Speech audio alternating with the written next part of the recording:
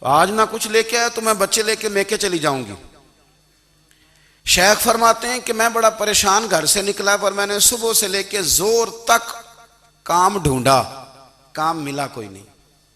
تو میرے دل میں خیال آیا چلو کام نہیں ملتا تو اللہ اللہ تو کرے نا، چلو بندوں کی مزدوری نہیں ملتی تو رب کریم کی عبادت ہی کرتے ہیں۔ فرماتے ہیں کہ میں نے نا فرات کے پانی سے وضو کیا، نہر کے، شدید دھوپ تھی، ساتھ ریت تھی اور ریت تپ رہی تھی۔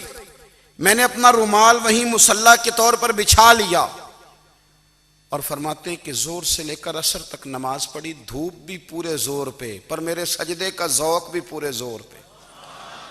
فرماتے ہیں سورج بھی چمک رہا ہے اور رب کی عبادت کا ذوق بھی پورے زور پہ، میں سجدہ کروں تو پھر میرا اٹھانے کو جی نہ چاہے۔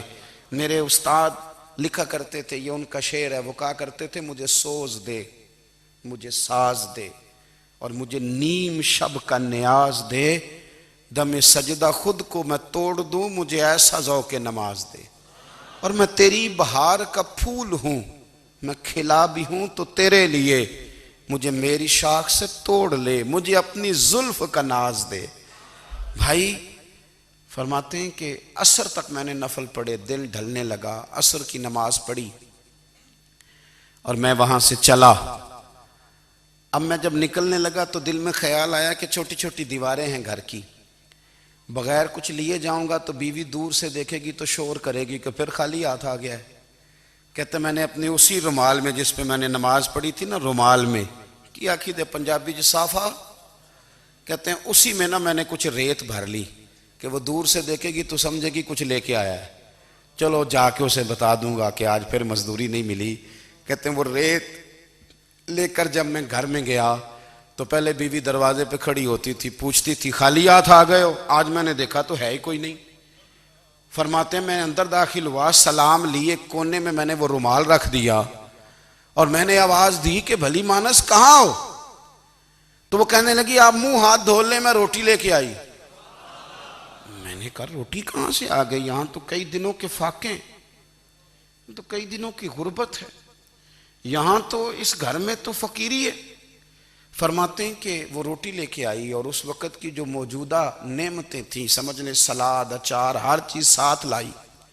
میں نے کہا کہ بچے کہاں گئے؟ کہنے لگی وہ کھانا کھا کے کھیلنے گئے، آپ کھانا کھا لیں آ جاتے۔ کھانا اس نے چن دیا۔ میں نے حیرت انگیز لہجے میں ساری نعمتیں اپنے دسترخوان پہ دیکھ کر کے بیوی سے پوچھا یہ کہاں سے آیا کھانا؟ بچوں کو تو نے کہاں سے کھانا کھلایا؟ یہ سارا کچھ کیسا ہے؟ تو کہنے لگی پتہ نہیں آج آپ کس کریم کی مزدوری کرنے چلے گئے تھے، پتہ نہیں کس کریم کی، میرے گھر میں تو اتنی نعمتیں آئی ہیں کہ مجھ سے سنبھالی نہیں جا رہی، اتنا اناج ہے، اتنا گندم ہے، کس کریم کے دروازے آج چلے گئے تھے؟ یہ کہتے کہتے وہ اٹھی اور اٹھ کر کے کہنے لگی پہلے ہی بڑا کچھ آیا تھا، اب کیا لے آئے ہو؟ اور جا کر کے نا اس نے وہ ریت والا رومال کھولا، کہنے لگے میں تو لے کے آیا تھا ریت، تو میرے رب نے اسے بھی سونے اور ہیرے بنا دیا تھا۔ جب آپ کی توجہ اللہ کی جانب، میرے نبی پاک صلی اللہ تعالی علیہ وسلم نے فرمایا ہر چیز اپنے رب سے مانگ، ہر چیز مانگ، ہر چیز مانگ۔ یا رسول اللہ کیا کچھ؟ میرے محبوب نے فرمایا تیرے گھر میں نمک بھی ختم ہو جائے تو وہ بھی اپنے رب سے مانگا کر، تو مانگنا وہ تجھے دے گا، تو اس کی بارگاہ میں کشکول طلب دراز تو کرنا۔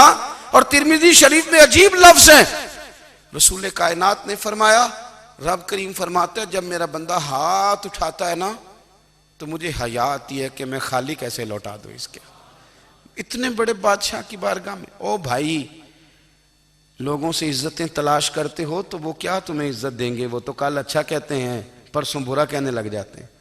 لوگوں کے سامنے گڈ بک میں آنا چاہو گے تو وہ تو سویرے تمہارے بارے میں کچھ کہیں گے، شام کچھ اور کہیں گے۔ اپنی روحانی زندگی آباد کریں، اپنے مسلح کو وقت دیں اور دنیا سے چھپ کر، اس موبائل کو بند کر کے اور اپنے آپ سے بھی چھپ کے اور تنہا ہو کے، چھپا کے سارا کچھ اپنے آنسو اپنے رب کی بارگاہ میں پیش کریں، اس کے حضور حاضری دیں۔ سنو نا ترمذی کی حدیث اور اسے یاد رکھنا، نبی پاک علیہ السلام نے فرمایا اپنے دکھ لوگوں کے سامنے نہ بیان کرنا، सेठों नवाबों को ना बताते फिरना, दुनियादारों के सामने जाके ना रोना कि मैं तकलीफ में हूं। फरमाया अगर दुनियादारों को दुख बताओगे रब तुम्हें कभी गनी नहीं करेगा। और लोग हैं कि उल्टा मजाक उड़ाएंगे। आपकी जिससे बड़ी पक्की यारी है ना, पक्की, वो तब तक पक्की है जब तक आपने 50,000 मांगा नहीं।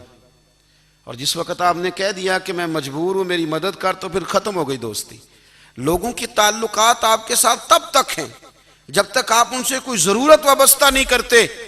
करीम महबूब फरमाने लगे बंदों के सामने दुख ना बयान करना, अल्लाह तुझे कभी गनी नहीं करेगा। तो अपने दुख अपने रब को बता, तू दुआएं मांग, तू उसकी बारगाह में हाजिर हो, तू उसके हुजूर अर्ज कर। फरमाया अपने दुख अपने रब को बता, वो जल्दी करे या देर से करे तुझे सारी दुनिया से बेनियाज कर देगा, तुझे किसी का मोहताज नहीं रहने देगा। अपने मुसल्ले को, अपनी दुआओं, एक बुजुर्ग फरमाते मैंने दुआ मांगने का तरीका अपनी बीवी से सीखा। दुआ मांगने का तरीका अपनी, सीखने वाले तो अपने बच्चों से भी सीख लेते हैं, सीखने वाले तो हर एक से सीखते हैं। वो कहते हैं मैंने दुआ मांगने का सलीका अपनी बीवी से सीखा है। हजरत वो किस तरह? फरमाने लगे मेरी बीवी ने ना मुझे कोई काम बताया, कुछ पैसों की ज़रूरत के लिए कहा, तो मैंने उसे कहा कि भाई अभी मेरे पास नहीं है, कुछ दिनों में आते हैं तो मैं दे दूंगा। औरतों की आदत होती है, वो बार बार याद कराती हैं। 2-4 दिनों के बाद फिर उसने कहा हजरत वो मैंने कहा था कुछ पैसे, मैंने उसे कहा कि अभी मेरे पास नहीं है, कुछ दिनों में मिलते हैं तो मैं तुम्हें दे दूंगा। उसने कुछ दिनों के बाद फिर कहा हुजूर वो मैंने कुछ पैसे कहे थे।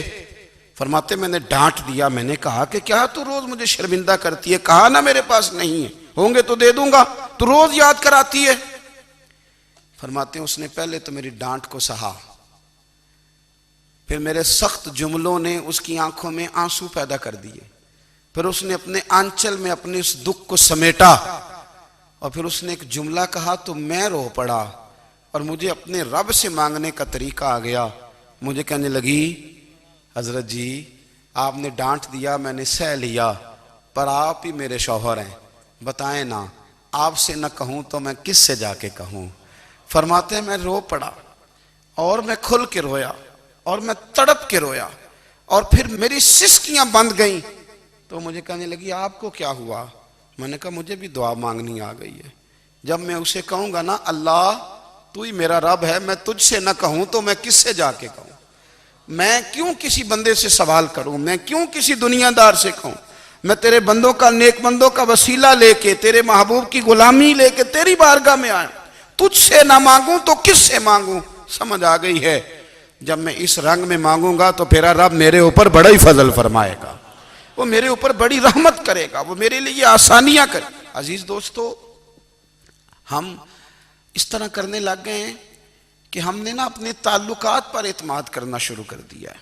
मेरे ताल्लुकात बहुत हैं, हमने अपनी दौलत पर एतमाद करना शुरू कर दिया है, मेरे पास दौलत बहुत है। हमने अपने इल्म पर अपनी शोहरत पर एतमाद करना शुरू कर दिया है कि मेरे पास फलां चीज बहुत है।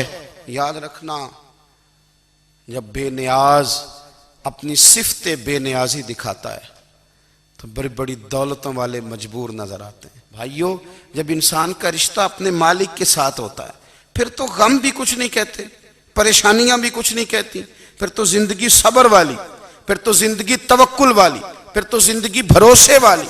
फिर इंसान अपने आप को रुसवा नहीं करता, दुनियादारों से उम्मीदें उसकी खत्म हो जाती, उम्मीदें अल्लाह रसूल से लगा लेता है, मजबूत हो जाता है, मजबूत ताकतवर हो जाता है, खुददार हो जाता है, बावकार बाइज्जत हो जाता है। हजरत बहलोल दाना रहमतुल्लाह अलैह बैठे थे तो हारून रशीद हज करके आ रहा था, तो रस्ते में हजरत शेख से मुलाकात हो गई तो अस्सलामु अलैकुम के बाद कहने लगा हुजूर कोई हुक्म हो तो बताइएगा। तो हजरत बहलोल दाना फरमाने लगे तेरा रब कौन है? उसने कहा अल्लाह। तो फरमाया मेरा कौन है? कहा अल्लाह। फरमाने लगे तो बड़ा ही बेवकूफ है, क्या तू ये समझता है कि रब हारून रशीद को तो देगा और बहलोल दाना को भूल जाएगा? तेरा भी वही रब है, मेरा भी वही रब है। उसने अगर तुझे दे के आजमाया है तो हो सकता है मुझे ना दे के आजमा रहा हो। जब उसकी हिकमत के तकाजे होंगे तो अता करेगा और देगा। तू जा अपना काम कर। भाई अपनी रूहानी जिंदगी, अपनी इबादत, अपने वज़ाइफ, اپنے روزمرہ کے معاملات، اپنی دعائیں، اپنا استغفار. دیکھو کوئی مشکل کام تو نہیں 2 رکوع ہیں سورہ واقعہ کہ اگر رات کو پڑھ لی جائے تو. میں کس طرح یہ بات بیان کروں کہ تعویذ بانٹنا آسان ہے اور وظیفہ بتانا مشکل ہے. سارا دن تعویذ بانٹیں تو لوگ لینے کو تیار ہیں، اور اگر آپ وظیفہ بتائیں تو کہتے ہیں تو مشکل کام ہے. او خدا کے بندے، اگر آپ کا تعلق قرآن پاک کے ساتھ مضبوط ہو، قرآن پاک کے ساتھ اگر آپ کا رشتہ ہو، لوگ سفارشیں ڈھونڈتے ہیں نا دنیا میں، کوئی تعلق مل جائے تو میرا کام ہو جائے. دنیا میں اتنا مشکل معاملہ ہے، آخرت میں مجھے بتائیے گا کتنا مشکل معاملہ ہوگا. میرے نبی پاک صلی اللہ تعالی علیہ وسلم نے فرمایا جو لوگ سورہ ملک پڑھا کرتے تھے نا، سورہ ملک، یہ سورت ملک قیامت میں ان کی سفارش کرے گی، اور اس طرح کرے گی کہ کہے گی اے اللہ یہاں اس بندے کو جنت میں داخل کر دے یا مجھے قرآن پاک سے علیحدہ کر دے. تو رب فرمائے گا جا اس کا دامن تھام کے اسے جنت تک پہنچایا. آپ بات کو سمجھیں، جب آپ کے تعلقات اپنے معاملات کے ساتھ مضبوط ہوں گے، یہ نبی کریم نے وعدہ کیا ہے کہ تو سورت واقعہ پڑھ تیرے گھر میں فاقہ نہیں آئے گا. حضرت عبداللہ ابن مسعود رضی اللہ تعالیٰ عنہ بیمار تھے تو حضرت عثمان غنی رضی اللہ تعالیٰ عنہ تیمارداری کے لیے تشریف لے گئے اور جا کر کے کہا کہ آپ بڑے بیمار ہیں، آپ کی بیٹیاں زیادہ ہیں، میں چاہتا ہوں کہ خزانے میں سے کچھ مدد کروں. تو سیدنا عبداللہ ابن مسعود رضی اللہ تعالیٰ عنہ اٹھ کے بیٹھ گئے اور کہنے لگے امیر المومنین، اللہ آپ کو میری طرف سے، میری بیٹیوں کی طرف سے بہتر صلہ دے. میری بیٹیوں کو کسی خزانے کی ضرورت نہیں، میں نے انہیں خزانہ دے دیا ہے. کہا جناب آپ نے کون سا خزانہ دیا ہے، میں آپ کے مالی معاملات کو جانتا ہوں.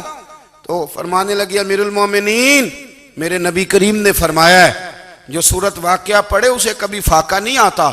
میں نے بیٹیوں کو یاد کرا دی ہے، یہ خزانہ میں نے انہیں دے دیا ہے. وہ سارے والدین سنیں جو بیٹیوں کے لیے پریشان رہتے ہیں. حضرت عبداللہ ابن مسعود نصیحت کر رہے ہیں، فرمانے لگے میں نے سورت واقعہ یاد بھی کرا دی ہے، پڑھنے کی عادت بھی ڈال دی ہے. حضور نے فرمایا ہے جو سورت واقعہ پڑھے اسے فاقہ نہیں آتا. کہنے لگے چاند تو اپنی جگہ چھوڑ سکتا ہے، سورج گر سکتا ہے، تارے ٹوٹ سکتے ہیں، پر مدینے والے رسول کی بات غلط نہیں ہو سکتی. حضور نے فرمایا فاقہ نہیں آئے گا تو انشاءاللہ کبھی بھی نہیں آئے گا. کرنے کا کام یہ ہے کہ ہم اپنے معاملات، اپنی عبادات، اپنی دعائیں کبھی 10 منٹ عادت ہو جائے نا دعا مانگنے کی علیحدہ سے رات کو. حضور نے فرمایا جو فرض نماز کے بعد دعا مانگے اللہ اس کی قبول کر لیتا ہے. نبی پاک صلی اللہ تعالی علیہ وسلم نے فرمایا اللہ مسافر کی دعا قبول فرماتا ہے. حضور نے فرمایا اللہ مظلوم کی دعا قبول فرماتا ہے. حضور نے فرمایا بیمار سے دعا کراؤ اللہ اس کی دعا قبول فرماتا ہے.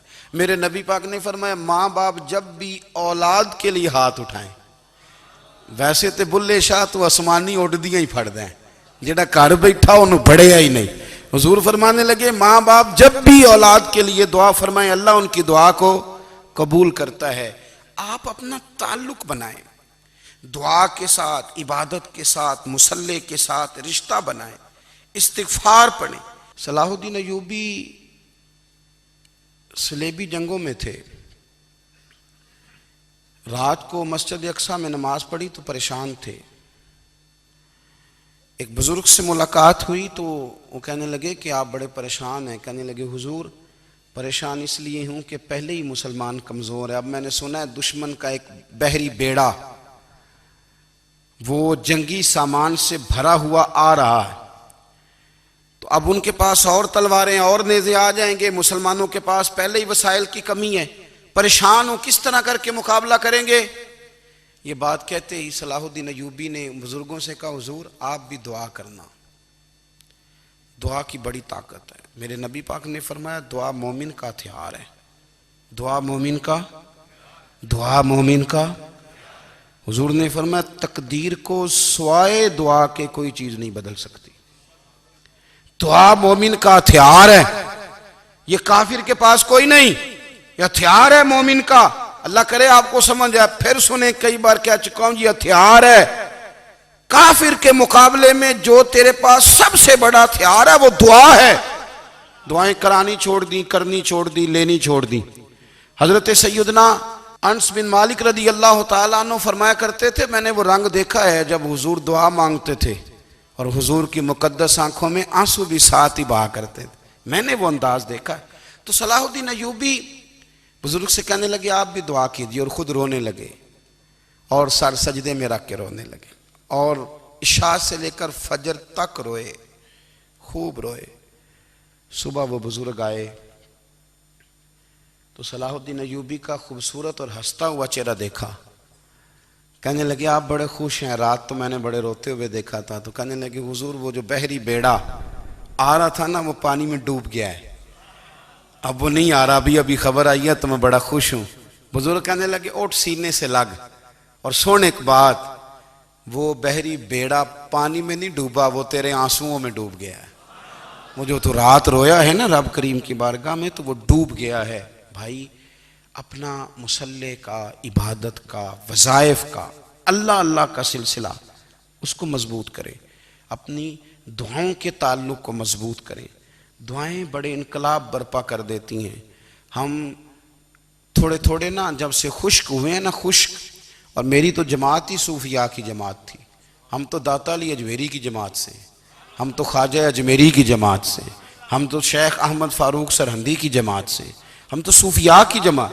ہماری جماعت نے بھی وہ تعلق جو ہمارے بزرگوں نے بنایا تھا. بزرگ اللہ کے قریب کیسے جاتا ہے؟ تو ہمارے یہاں نا بہت سارے لوگ کہتے ہیں جی نظر ہو گئی تو کام ہو گیا. بھائی جو بخاری مسلم میں طریقہ ہے نا اللہ کا قرب پانے کا وہ تو نفل ہے. نبی کریم علیہ السلام نے فرمایا بندہ نفلوں کے ذریعے رب کے قریب جاتا ہے، اور اتنا قریب جاتا ہے کہ پھر اللہ اس کی زبان بن جاتا ہے، اللہ اس کی آنکھیں بن جاتا ہے، کان بن جاتا ہے، ہاتھ اور پیر بن جاتا ہے. تو یہ تو عبادت ہے، یہ تو اللہ کی بارگاہ کی حاضری ہے جو آپ کو اللہ کے قریب کرے گی.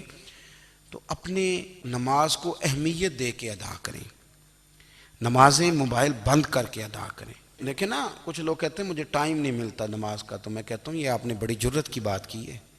مجھے کو میرا پیر بھائی کہہ دینا میرے پاس ٹائم نہیں آپ کو ملنے کا، تو میں کہتا ہوں آج کے بعد آنا ہی نہ. تو کیا سمجھتا ہے تو بہت بڑا آدمی ہے، تیرے پاس ٹائم نہیں اور ہمیں ملنے کا ٹائم، موج کر. تو آپ نے اللہ رسول کو کہہ دیا ٹائم نہیں. اور عجیب فلسفہ ہے نا، کہا جائے نماز پڑھنے آؤ تو کہتے ہیں کپڑے ٹھیک نہیں، اور کہا جائے کہ آؤ ذرا دعوت پہ چلیں تو کہتے ہیں 1 منٹ ٹھہر میں کپڑے بدل کے آیا. نماز کے لیے کہا تو کہتا ٹھیک نہیں، دعوت کے لیے کہا تو کہتا میں ذرا تیاری کر لوں، یوں جانا مناسب نہیں. یہ معاملہ ٹھیک نہیں. رب تو فرماتا ہے کہ جب تم مسجد میں آ تو زینت اختیار کر کے آ، خوب ذوق سے دعا مانگیں، خوب شوق سے نماز پڑھیں، خوب استغفار کا مزاج بنائیں. آپ لوگوں کے بیچ رہ کے سوکھ حاصل کرنا چاہتے ہیں، لیکن آپ کو پتہ ہے کئی مہینے غار حرا میں رہنا بھی مدینے والے محبوب کا طریقہ ہے. ہر سال اعتکاف بیٹھنا الگ سے، یہ بھی حضور کا طریقہ ہے. مسجد نبوی کے اندر دروازہ کھلتا تھا نبی کریم کا، پر گھر کے اندر نفل پڑے نبی پاک. اور حضور فرماتے ہیں کچھ نفل نماز گھر میں بھی پڑھا کرو، گھر کو قبرستان نہ بناؤ. ہمارا گھر اللہ کے ذکر سے آباد ہوگا اگر ہم نماز پڑھیں گے نا. میں جب سنت پڑھنے کے لیے گھر میں کھڑا ہوتا ہوں تو میرا جو 2.5-3 سال کا بیٹا ہے نا، وہ بھی میرے ساتھ نماز پڑھنی شروع کر دے. اسے پتہ کوئی نہیں نماز کیا ہوتی ہے، لیکن وہ بھی نا سجدہ نہ بھی کرنا ہے تو ساتھ لیٹ ضرور جاتا ہے. پتہ چلا بچے لیکچر دینے سے نماز نہیں پڑھتے، نماز شروع کر دیں تو بچے بھی شروع کر دیتے ہیں. ہم جب پریشان ہوتے ہیں تو لیکچر دیتے ہیں، تو لیکچر تو باہر شاید چل جائے، گھر میں کیسے چلے گا؟ گھر میں تو عمل چلے گا. تو میرے عزیز، آج کے اس روحانی اجتماع میں ہمارے دوستوں نے جو محنت کی، ہم نے بار بار اپنی نیت سے پوچھا خدا ہمیں معاف کرے اگر کوئی ذاتی شہرت ہے، کوئی ہمارے ذاتی مفادات ہیں، رب ہمیں ہدایت دے. ہماری یہ خواہش تھی کہ روحانی اجتماع ہمیں تھوڑا سا اللہ اور اس کے رسول کے جانب مائل کرے. کچھ ہمارا رشتہ مصلی